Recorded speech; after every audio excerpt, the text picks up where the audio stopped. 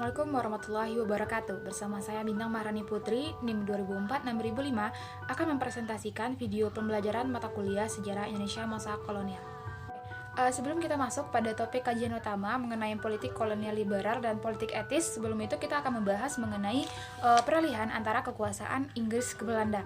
Peralihan antara kekuasaan Inggris dan Belanda ini berawal dari berakhirnya Perang Napoleon, yang mana Inggris menang atas Prancis, dan Inggris dan Belanda mengadakan pertemuan di London 13 Agustus 1814 untuk mengadakan pertemuan mengenai pembahasan penyerahan kekuasaan wilayah Hindia kepada Belanda.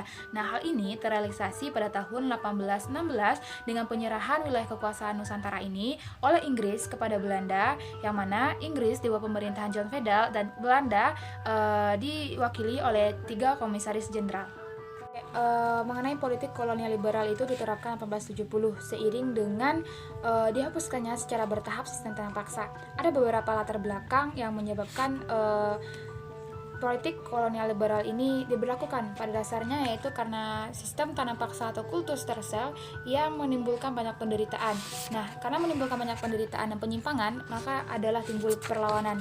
Perlawanan ini dilakukan oleh kaum golongan liberalis, yang salah satunya itu dapat dilihat dari tulisan Max Havelaar yang ditulis oleh Martha Tully.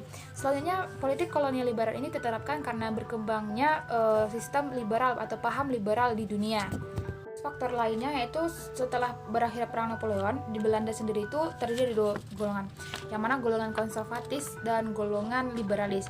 Nah, mereka melakukan pertarungan politik yang akhirnya mendapat suara adalah golongan liberal. Nah, golongan liberal ini menerapkan sistem politik open door policy atau politik pintu terbuka. Golongan liberal itu mendesak pemerintah Belanda untuk menerapkan sistem open door policy atau sistem pintu terbuka ini di negeri jajahan agar mereka dengan bebas melakukan tanam modal di daerah jajahan. Dan untuk selanjutnya faktor terakhir yaitu didorong dengan adanya Traktat Sumatera. Traktat Sumatera ini membebaskan Belanda untuk mencapai wilayah kekuasaan ke Sumatera. Nah, hal ini menuntut Belanda oleh Inggris. Jadi Inggris menuntut Belanda untuk segera menerapkan sistem ekonomi liberal agar Inggris juga bisa menanamkan modalnya melalui pihak swasta di Indonesia. Politik kolonial liberal ini identik dengan penanaman modal oleh pihak Belanda dan pihak swasta terutama. Dan penanaman modal ini dikutip dari buku Sejarah Indonesia awal abad 19-20 oleh Daliman.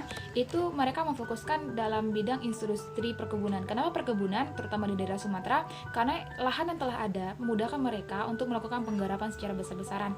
Dan komoditas yang lebih laku itu kayak kopi, kina, teh, dan lain-lainnya. Dan bahkan pihak asing atau pihak swasta itu menanamkan modal untuk penanaman batu bara di Sinar Ombilin, yaitu tepatnya di Sawah Lunto. Nah, salah satu keuntungan yang didapat dari pelaksanaan politik ekonomi liberal Belanda ini adalah dihapuskannya secara bertahap sistem tanam paksa. Dan tidak hanya itu, sudah mulai adanya maju sistem perekonomian Hindia Belanda, karena buruh atau pribumi sudah mulai menyewakan tanahnya yang ada kepada pihak swasta. Dan pelaksanaan politik ekonomi liberal ini didasarkan juga melalui beberapa undang-undang. Ada 3 undang-undang, yaitu undang-undang yang mengatur sistem perkebunan, mengatur tanah, dan mengatur perdagangan lada atau perdagangan gula terutama. Sebenarnya pelaksanaan politik ekonomi liberal kolonial ini tidak membawa begitu banyak perbaikan, malah membawa kesejahteraan yang semakin merosot. Hal ini dikarenakan semua terfokus pada perkebunan kopi, sehingga padi ditanam di lahan yang tandus, sehingga hasilnya tidak banyak dan tidak mencukupi. Ini membawa adanya tekanan sumber bahan pangan. Ditambah lagi pada saat itu Sumatera terutama itu padat penduduk karena adanya transmigrasi dari Pulau Jawa.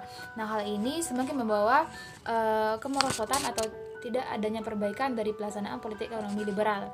Untuk kajian kedua yaitu politik etis. Politik etis ini sama dengan politik balas budi, yang mana penerapan politik etis menjadi awal dan tonggak pergerakan nasional bangsa Indonesia 1901. Politik etis dilakukan atas dasar kritikan atau respon terhadap pelaksanaan sistem tanam paksa atau kultur sel-sel dan penegakan kekuasaan politik kolonial liberal. Nah, maka dari itu orang yang pertama kali mencetuskan gagasan politik balas budi ini adalah Van Deventer melalui tulisannya 1899 yaitu The Gates. Sudah menjadi kewajiban atau keharusan Belanda untuk balas budi untuk mensejahterakan rakyat. Maka dari itu Ratu Wilhelmina atau pemerintah Belanda meresmikan atau menerapkan politik etis atau politik balas budi ini 17 September 1901. Ada 3 faktor utama yang menjadi dasar dari pelaksanaan politik etis, yang mana yang menjadi pelaksanaan politik etis ini adalah adanya irigasi, edukasi, dan transmigrasi. Oke, terima kasih. Sekian sekiranya presentasi video pembelajaran mata kuliah sejarah Indonesia masa kolonial dengan topik kolonialisme Belanda dan Indonesia, yaitu mengenai politik kolonial liberal dan politik etis. Saya Bintang Maharani Putri, NIM 2004-6005. Assalamualaikum warahmatullahi wabarakatuh.